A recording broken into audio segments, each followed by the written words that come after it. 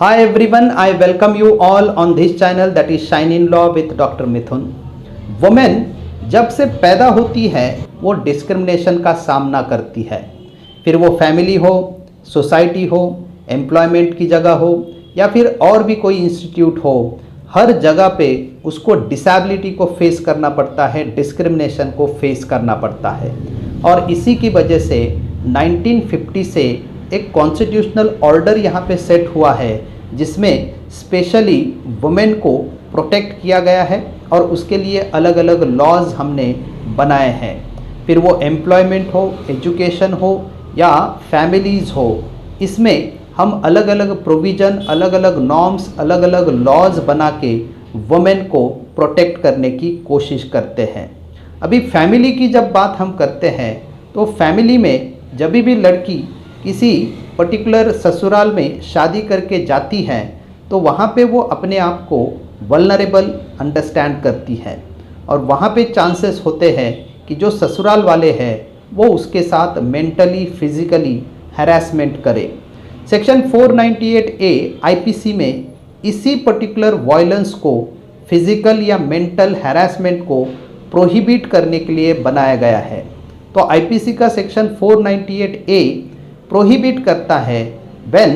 There is a cruelty by the husband or the relatives of the husband, और किसी भी तरह से फिर वो डाउरी डिमांड हो या फिर मेंटली उसको हरासमेंट हो या फिर किसी पर्टिकुलर फिजिकल मैनर में हस्बैंड या फिर उसके रिलेटिव उसके साथ कोई भी वायलेंस करते हो, तो इसको इफ़ेक्टिव मैनर में कर्ब करने के लिए 3 साल की पनिशमेंट और फाइन, ये प्रोविज़न जो है section 498A Indian penal code में देता है। अभी इसकी ज़रूरत इसलिए थी कि जब हम अंडरस्टैंड करते हैं position of women in the family, जब कोई भी फैमिलीज़ में वुमेन को हम अंडरस्टैंड करते हैं तो कोई भी डिसीजन मेकिंग की प्रोसेस में उसको पार्टिसिपेशन नहीं मिलता है, उसका ओपिनियन कभी भी मायने नहीं रखता है। Rather she used to do only that domestic work whatever required for the other members of that particular family, बस उसका उतना ही काम होता था। लेकिन जो दूसरे डेवलपमेंट यहाँ पे हुए हैं, फिर एजुकेशन हो, एम्प्लॉयमेंट हो, लेबर सेक्टर हो, सेल्फ एम्प्लॉयमेंट हो, सर्विस सेक्टर हो, इन सारे पर्टिकुलर फील्ड्स में आज हम देख रहे हैं कि कंपैरेटिवली मेल के साथ वुमेन भी अपना जो स्टेक है उसको एस्टैब्लिश कर रही है, अपने जो राइट्स है उसको वो वहाँ पे रियलाइज़ कर रही है। And by this overall development of women, उसका जो स्टेटस है, उसकी जो पोजीशन है, उसमें भी ट्रांसफॉर्मेशन आया है। इकोनॉमिकली वो इंडिपेंडेंट है, इकोनॉमिकली वो अपने आप को खुद ऐसा समझती है कि वो डिसाइड कर सकती है क्या करना है, क्या नहीं करना है। इस पर्टिकुलर इंडिपेंडेंस की वजह से हम आज अंडरस्टैंड करते हैं कि फैमिलीज़ में फ्रिक्वेंटली वहाँ पे झगड़े होना, ये सारे सिचुएशन वहाँ पे डेवलप हो रहे हैं क्योंकि मेल डोमिनेंस का जो सेंस है वो मेल डोमिनेंस का सेंस अदर फैमिली मेम्बर्स की माइंड से वो वहाँ पे नहीं जाता है। और इसकी वजह से हम अंडरस्टैंड करते हैं कि क्रुएल्टी जैसे ऑफेंसेस जो हैं वो ऑफेंसेस सोसाइटी में रैम्पेंटली बढ़ रहे हैं। अभी इसमें कुछ ऐसे जेन्युइन ऑफेंसेस रजिस्टर किए जाते हैं जिसमें उस वुमेन के साथ वहाँ पे इनजस्टिस हो रहा है, वायलेंस हो रहा है, लेकिन ऐसे भी सुप्रीम कोर्ट ऑब्जर्व कर रहा है कि जिसमें बहुत सारे केसेस वुमेन की तरफ से फेक मैनर में लॉन्च किए जाते हैं, जिसमें एग्जैगरेटेड मैनर में जो भी कंप्लेंट है, इंसिडेंट्स है, उसको पुलिस को बता के जो भी हस्बैंड है, उसके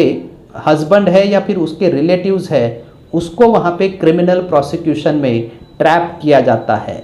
सम टाइम वी आर अंडरस्टैंडिंग कि वाइफ जो है वो ब्लैकमेल करने के लिए सेक्शन 498A को यूज़ कर रही है, थ्रेट करने के लिए सेक्शन 498A को यूज़ कर रही है, या फिर ऐसी टेंडेंसी कि जिसमें over implication in the complaints, जो पर्सन वहाँ पे नहीं था उसको भी उस कंप्लेंट में वहाँ पे रिकॉर्ड पे लिया जा रहा है। एंड बिकॉज ऑफ दैट जितने भी फैमिली मेम्बर्स हैं बहन हो, जीजा हो या फिर दूर का कोई रिश्तेदार हो, इन सबको सेक्शन 498A में बुक किया जाता है। एनसीआरबी का 2022 का जो रिपोर्ट है उसको अगर हम अंडरस्टैंड करते हैं तो वुमेन के खिलाफ टोटल 4,45,256 केसेस रजिस्टर है in regards with the crime against women. लेकिन उसमें हम अंडरस्टैंड करते हैं कि 1,39,810 केसेस ये सिर्फ 498A के रजिस्टर किए गए हैं। अभी एक साल में अगर इतने केसेस रजिस्टर किए हैं सेक्शन 498A के अंदर, और अगर सुप्रीम कोर्ट बार बार ये ऑब्जर्व करता है कि ये केसेस जो है ये रैम्पंट तरीके से मिसयूज़ किए जाते हैं, इसमें बहुत बार जो फेक इंसिडेंसेस मेंशन किए जाते हैं, it is like a very harassment of that particular husband and the family members of that particular husband. और इसके लिए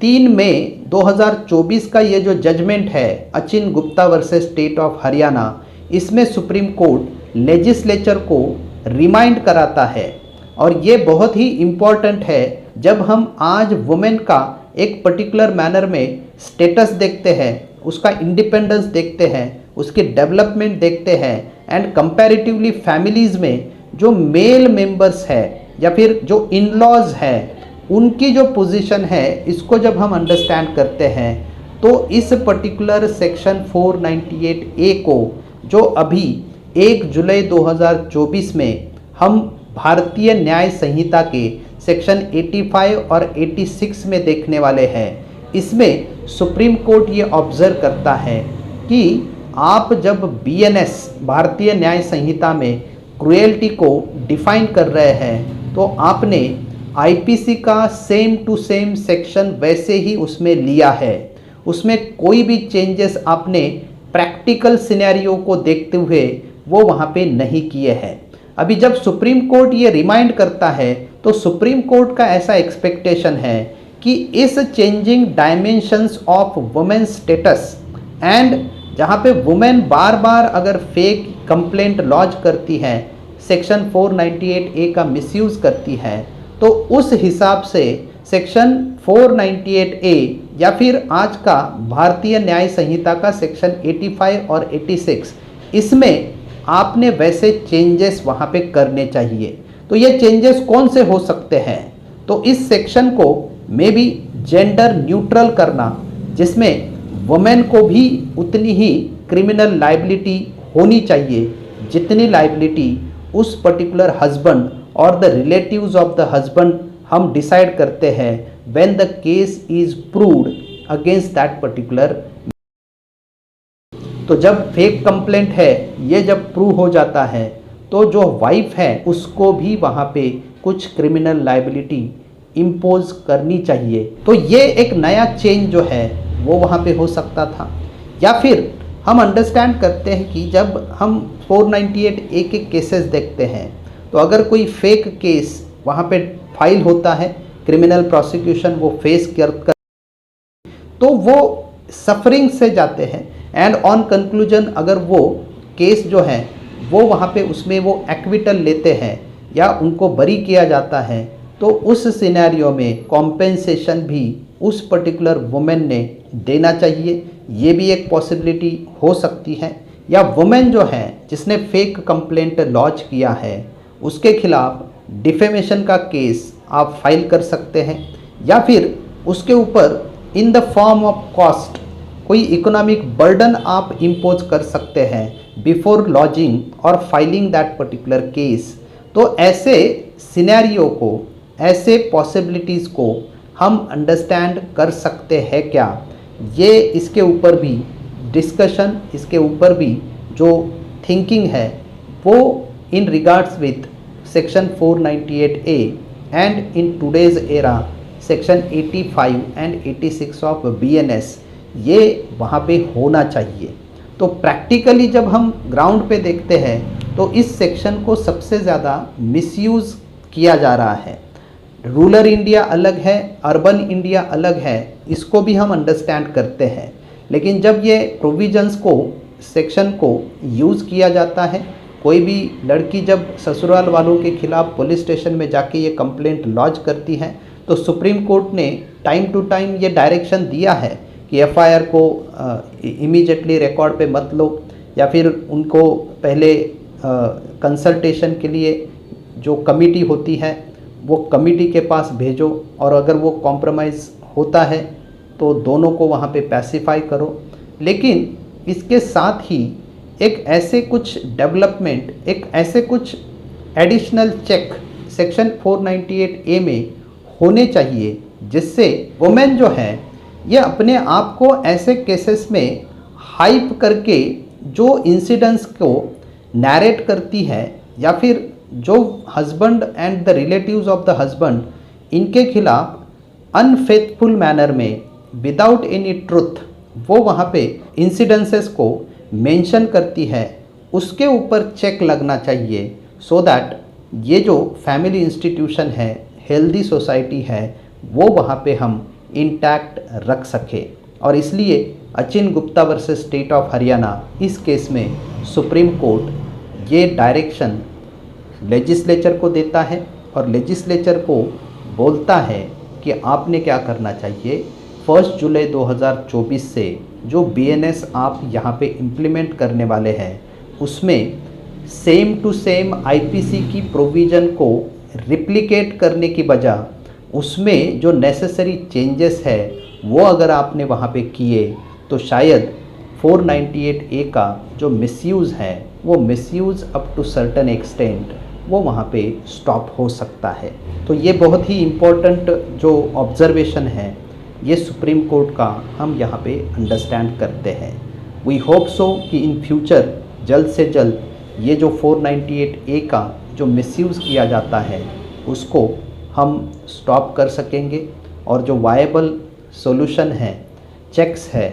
इसके ऊपर हम डेवलप करने में सक्सेसफुल रहेंगे। लेकिन तब तक जो हस्बैंड है, जो रिलेटिव्स ऑफ द हस्बैंड है, जो फॉल्सली इसमें इम्प्लिकेट किए जाते हैं, उनके लिए रास्ता जो है वो डिफ़िकल्ट रहने वाला है। Thank you very much for watching this channel. Keep watching this channel. Thank you.